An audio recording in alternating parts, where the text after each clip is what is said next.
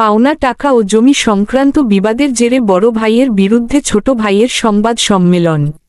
দিনাজপুর থেকে রণজিৎ সরকার রাজের পাঠানো তথ্য ও ভিডিওচিত্রে দেখুন বিস্তারিত। বীরগঞ্জে পাওনা টাকা ও জমি সংক্রান্ত বিবাদের জেরে সহোদর বড় ভাই কর্তৃক পরিবারসহ ছোট ভাইকে প্রাণনাশের হুমকিতে সংবাদ সম্মেলন করেছে ছোট ভাই।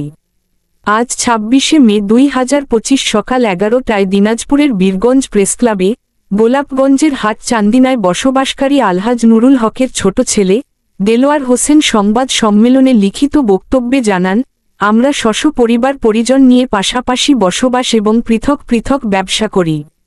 আমার সহোদর বড় ভাই মোশাররফ হোসেন ১ বছর পূর্বে ৭ লাখ টাকা সাক্ষীগণের উপস্থিতিতে হাওলাত অর্থাৎ কর্জ নেয়।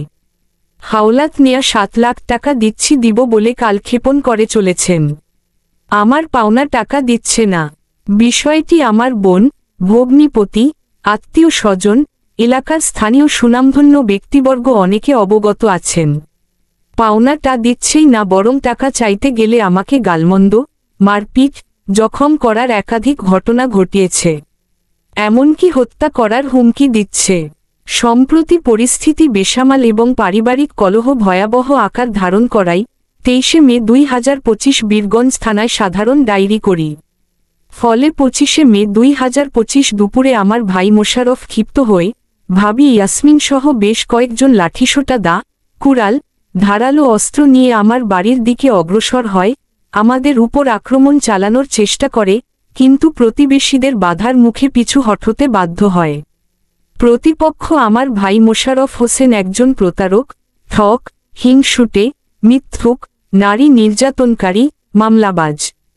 চাতুরতার মাধ্যমে আমার বিরুদ্ধে ষড়যন্ত্রমূলক মিথ্যা মামলা আনয়ন করেছে, আমাকে উচ্ছেদ করে সমুদয় সম্পত্তির মালিক হওয়ার দিবাস্বপ্ন দেখছে, যা কখনো বাস্তবায়ন করা সহজ ও সম্ভব নয়।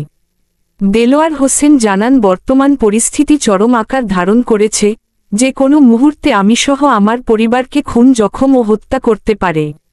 তাই আমি সকলের সার্বিক সহযোগিতা কামনা করছি।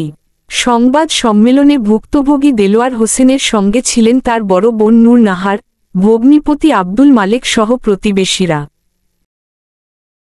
দেলোয়ার হোসেন পিতা মোহাম্মদ নুরুল হক, বীরগঞ্জ, দিনাজপুর। প্রতিপক্ষ আমার বড় ভাই মোশাররফ হোসেন। জমি জমা ও পাওনা ৭ লক্ষ টাকা সংক্রান্ত বিরোধের কারণে আমি থানায় গত ২৩ মে ২০২৫ তারিখে একটি জিডি করি। ফলে মোশাররফের নেতৃত্বে তার স্ত্রী ইয়াসমিন আক্তার সহ অন্যান্যরা দা, কুড়াল, লাঠিসোঁটা নিয়ে আমাকে হত্যার উদ্দেশ্যে আক্রমণ চালায়। প্রতিবেশীরা এগিয়ে এলে তারা সাময়িক চলে যায়, পরবর্তীতে আবারও খুন, জখম, হত্যা করতে পারে। তাই বিষয়টি সকল পত্র পত্রিকায় প্রকাশের অনুরোধ করছি।